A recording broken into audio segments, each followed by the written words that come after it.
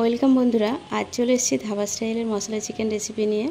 তো এটা একটা ভিন্ন স্বাদের রেসিপি। চিকেনের প্রত্যেকটা রেসিপি ভিন্ন ভিন্ন হলেও খেতে কিন্তু দারুণ টেস্ট হয়। প্রত্যেকটা রেসিপি আপনাকে ভালো লাগবে যদি বাড়িতে ট্রাই করে দেখেন। তো ধাবা স্টাইলের এই মশলা চিকেন রেসিপি এটা মেনলি ধাবাতেই তৈরি করা হয় একটু মশলা দিয়ে। আর এটা আপনি ভাত, রুটি, লুচি, পরোটা যে কোনো কিছুর সঙ্গে পরিবেশন করতে পারেন, খেতে কিন্তু দারুণ লাগে।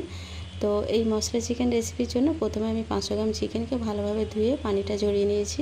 তারপর একটা মিক্সিং বলে নিয়ে এতে স্বাদ মতো নুন দিয়ে দেব, আর দিয়ে দেবো কাশ্মীরি লঙ্কা গুঁড়ো 1 চামচের মতো। ঝালটা যে যা স্বাদ বুঝে দেবেন।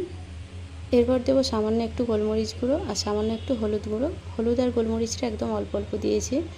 আর দিয়ে দেবো 1 চামচের মতো আদা রসুন বাটা, আর দেবো হাফ চামচের মতো কাঁচা লঙ্কা বাটা। লঙ্কাটা ঝাল কম তাই হাফ চামচ দিয়েছি, আপনারা ঝাল বুঝে দেবেন।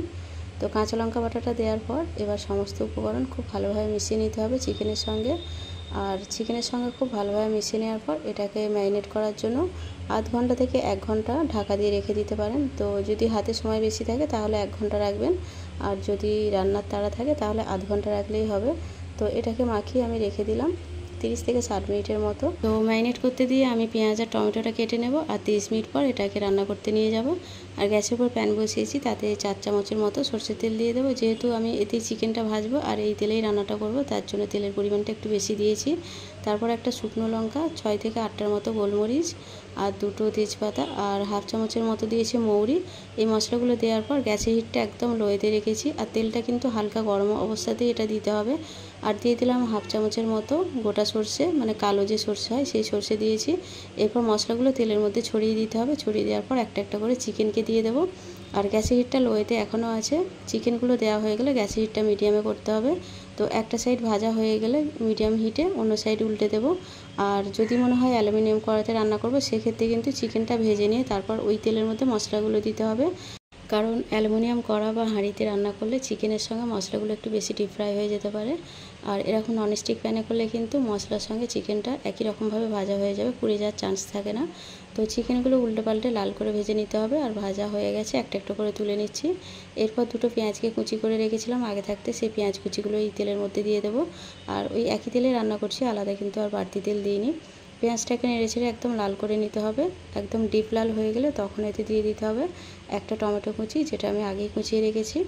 তো টমেটোটাকে সরু করে কুচিয়ে রেখেছি, ওটা দিয়ে দিলাম। দেওয়ার পর দিয়ে দেবো হাফ চামচ ধনে গুঁড়ো, আর দেবো হাফ চামচ জিরে গুঁড়ো। আর কোনো মশলা দেবো না।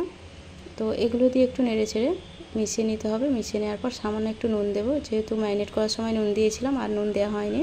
তো সামান্য একটু নুন দিলে কী হবে, টমেটোটা তাড়াতাড়ি গলে যাবে। আর এইভাবে একটু নেড়েচেড়ে কষিয়ে নিতে হবে।